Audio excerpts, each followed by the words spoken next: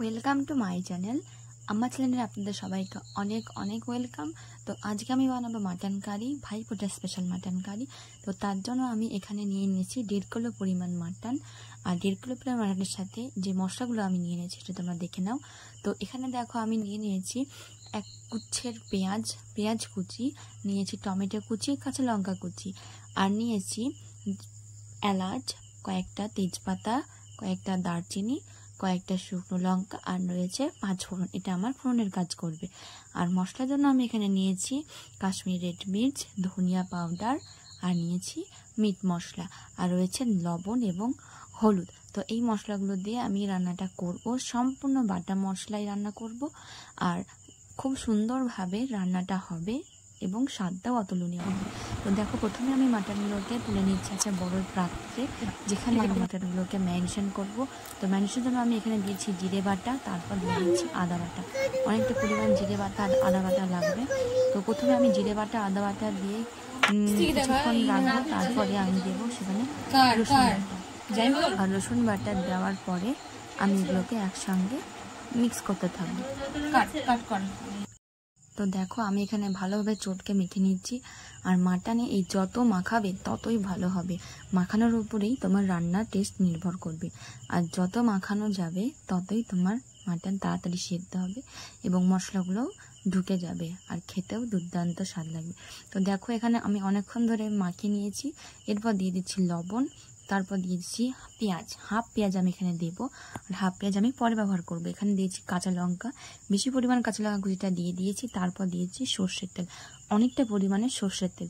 এবার সর্ষের তেল সব কিছু দেওয়া কমপ্লিট। এবার এগুলো দিয়ে আরও কিছুক্ষণ আমি মাখিয়ে নেব। মাখাতে যতক্ষণ না জিনিসটা সুন্দর একটা টেক্সচার নেবে, পেঁয়াজগুলো অর্ধেক জল বেরিয়ে যাবে, ততক্ষণ আমি শুধু মাখিয়েই যাব এবং যত ভালো করে মাখাবে তত ভালো হবে। তো দেখো, কিছুক্ষণ মাখানোর পর আমি এখানে দিয়েছি টক দই দিয়ে আরও ভালো করে মাখিয়ে নিয়েছি। আর হ্যাঁ, মাটনে টক দই কিন্তু অবশ্যই লাগবে, নাহলে কিন্তু টেস্টটা ভালো আনতে পারবে না। তো এখন আমার কিন্তু হলুদ দেওয়া হয়নি, তার জন্য আমি হলুদ দিয়ে দিলাম। হলুদ দেওয়ার পরে আরও কিছুক্ষণ বেশ ভালো করে মাখিয়ে নিলাম। আসলে মাখিয়েছি অনেক সময় ধরে, ওই জন্য একটু স্পিডে দিয়ে দিয়েছি। তো হলুদ দিয়ে ভালো করে মাখিয়ে আমি আরেকটু হলুদ দিয়ে এবার এটাকে রেখে দেব। ঠিক আধা ঘন্টার মতো আমি এটাকে রেস্টে রেখে দেবো। আধা ঘন্টায় ম্যারিনেশনটা ঠিকঠাক হয়ে যাবে, তারপর আমি এটাকে রান্না করবো। তো এখানে আধা ঘন্টা ম্যারিনেশন আমি রেখে দিয়েছি। এদিকে আমি কড়াই গরম করে আলুগুলোকে ভেজে নিচ্ছি। আমরা তো বাঙালি, মাছে ভাতে, তো এখানে মাছ যেহেতু নেই, মাংস রয়েছে, তার সাথেও আলু যাবে না তা কি হয়। তো আমি এখানে বড় করে আলুগুলোকে কেটে লবণ হলুদ মাখিয়ে ধুয়ে ভেজে নিচ্ছি ভালোভাবে, লাল ভাবে, যাতে অর্ধেকটা ভাজা হয়ে যায়।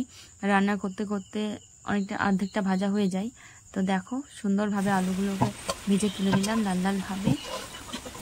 এরপর এই একই কড়াইয়ে দিয়ে দেব 5 ফোড়ন, যেটা আমি আগে দেখিয়েছিলাম, সেই 5 ফোড়নটা দিয়ে দেব। তারপর 5 ফোড়নটা ভালোভাবে নেড়ে চেড়ে ভেজে নেব। কিছুটা ভাজা হয়ে গেলে তারপরে আমি এর মধ্যে দিয়ে দেব পেঁয়াজ কুচি।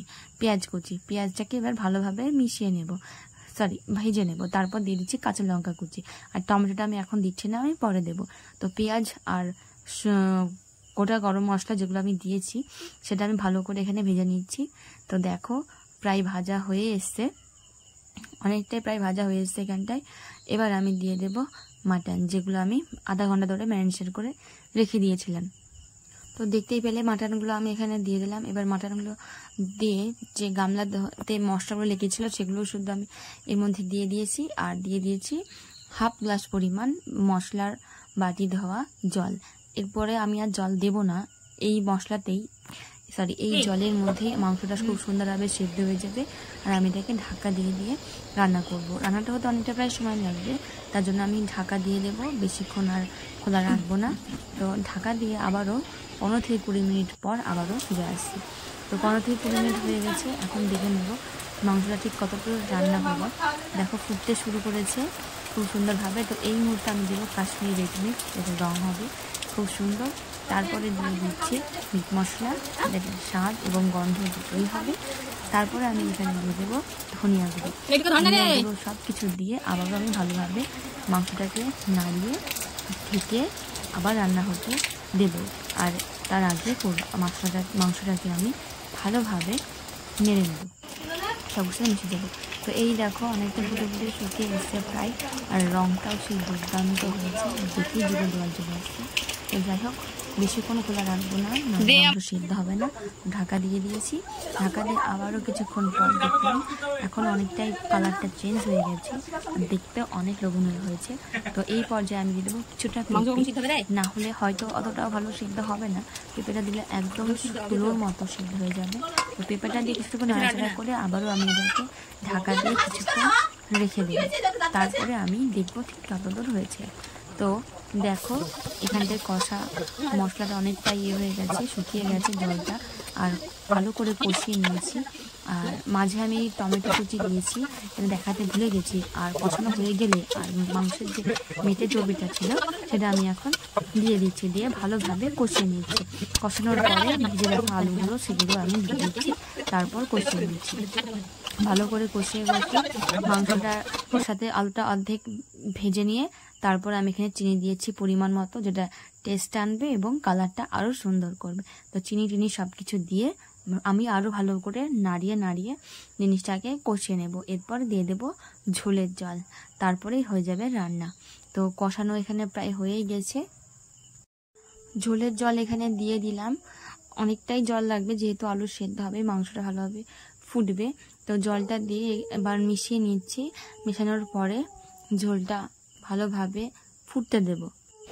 তো আমি এখানে ঢাকনা দিয়ে ঝোলটা ফুটতে দিয়েছিলাম। দেখো কতটা সুন্দর কালার হয়েছে, দেখতে খুব সুন্দর হয়েছে, আর খেতেও খুব সুন্দর হবে। তোমরাও এইভাবে ট্রাই করতে পারো আমার মতো করে। আর দেখো মাংসের যে এক্সট্রা তেল সেটা উপরে চলে এসেছে। এটা হচ্ছে ফাইনাল লুক। তোমাদের ভিডিওটা ভালো লাগলে অবশ্যই একটা লাইক কমেন্ট করো এবং আমার চ্যানেলটাকে সাবস্ক্রাইব করে আমার পাশে থেকো। দেখা হচ্ছে পরের একটা ভিডিওতে। Tata, by.